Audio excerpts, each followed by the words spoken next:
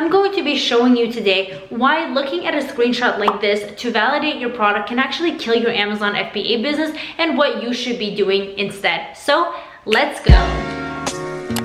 Hey, my name is Karina. Welcome back to my Amazon FBA channel, where I really try to put the most effort as possible to ensure that you get the most sales for your product and actually have a successful Amazon FBA business. And that is why I made my Amazon FBA program, where my students also send me similar screenshots such as this and this and this, and I get all of them also in my Instagram messages and all over the board asking, is this a good product to sell? But there are so many factors that are not taken into account when just looking at this, and it's a very dangerous zone to just say yes or no to that product, because if you say yes too soon, you can end up with many units that are not selling. And also, if you say no too soon, potentially you could be missing a gap in the market that you can penetrate and do really well. So let's break this down. A screenshot like this is meant to tell you the market. It's meant to tell you the overall feel of the market, such as the revenue, the price, and the reviews. Those are the three things that I look for when I look at those screenshots,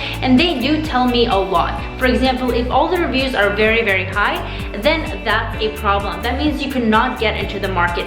If you can see the prices are very low as well, that means you probably won't have enough profits in your product. So what is the point of launching that anyways?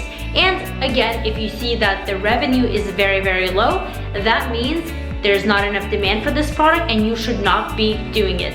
But is that enough? Is that really all you need? The answer is, of course not. There are, again, different ways and different directions it could lean. For example, the number one thing I ask anyone who asks me this, and to validate it based off of a screenshot, I would say, okay, yes or no based on the reviews, based on the revenue, price, whatever. But the first thing is are you looking at the main keyword for this specific product? Because what are you analyzing your market for? And I have many videos on keywords specifically, but you could be analyzing a market for one word, but it turns out that word could have a very low search volume for a month, as opposed to the actual main word that has way more search volume in the thousands and the hundreds of thousands. And then at that case, you're looking at a completely different market, and that screenshot is basically deemed irrelevant, because sellers that could be ranking for that low word are also ranking for that high word, which is responsible for all the sales. So that's where it becomes very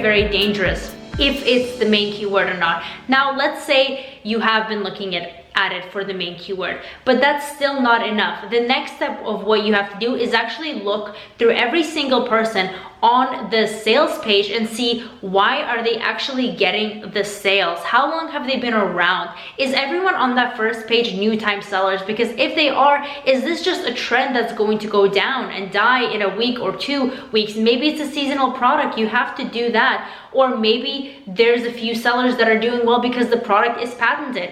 And also same goes vice versa. Maybe everyone on the first page are long-term sellers that got into this market when it went really good. For example, a few years back when Amazon was just beginning, and now they have pretty much grandfathered in Amazon, and their bestseller rank is so powerful that no one can outcompete them. And no matter what you do, you're just not going to break through to the first page. You really want to analyze that and find the balance in the markets. And also, if you send someone a screenshot and they shut it down, keep in mind, and this goes for my students as well, that I am not doing the market analysis for you. I don't know the market as well as you do. You are the one who is doing all the research, reading all the reviews, as you should be. If you are in my program, I tell you exactly how to validate a product, by the way. But you are the one doing it. You looked at all the keywords, you looked at all the competitors, you are the one that knows the do's and don'ts of that product, and if there is a market gap, and whoever you send that screenshot to does not see it. If you send a screenshot off like that to me, just expect me to take an overall look and based on what I see to tell you if I see any red flags. However, keep in mind that I'm not analyzing the bestseller rank, I'm not analyzing the time that the people have been selling this product for, nor am I analyzing the seasonality, the patents, just the overall sales trends of the product. And that is something that you should be doing. Because if you're not, then you could also be missing out a gap. For example, those screenshots also don't show photographs, okay? If you have a photograph of the product, maybe one listing is significantly better than another, and everyone has amazing listings, so you can't do well? Or what if it's a market where everyone has horrible listings, so you can go improve the listing and do better? And same goes for actually bundling and improving the value of the product. If no one else has a bundle, but you are the one that studied the market and you know that every review says, I wish this item had this supplemental object with it, or this didn't work, or that didn't work, and you know that no one is doing this except for you, then you go in, you improve the product, you put it out with an amazing listing, and you can penetrate the market even if you have lower reviews. And that is the beauty of it all, because value add in this business model is what's going to set you apart from all the other sellers and take you to the next level. And when you have that, reviews don't matter as much. That is what the point is that I'm trying to make. So don't just look at a screenshot assuming that it's all fine and well. You really have to do the due diligence on analyzing the market, and that's honestly what is going to make or break you in this business model. So take note of that.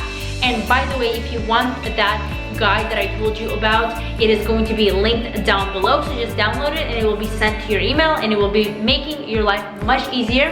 And also, all the links are down below if you need any additional help and ways to contact me. So I will see you in my next video. Have a great day.